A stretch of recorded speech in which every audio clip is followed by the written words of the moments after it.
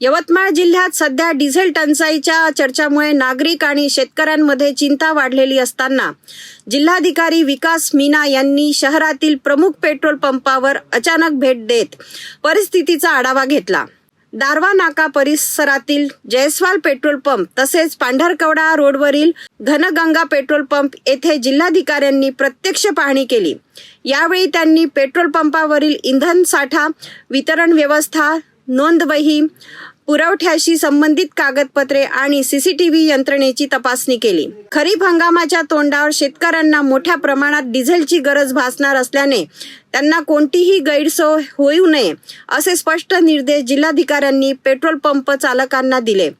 इंधन वितरण प्रक्रियेत पूर्ण पारदर्शकता ठेवावी, अनावश्यक गर्दी टाळण्यासाठी स्वतंत्र नियोजन करावे आणि इंधन साठ्याची अद्ययावत माहिती दर्शनी भागात स्पष्टपणे लावावी अशाही सूचना प्रशासनाकडून करण्यात आल्या। सीसीटीव्ही फुटेज सुरक्षित ठेवण्याचे आदेश देत कृत्रिम टंचाई किंवा कोणताही गैरव्यवहार खपवून घेतला जाणार नाही असा स्पष्ट इशाराही जिल्हाधिकाऱ्यांनी दिला।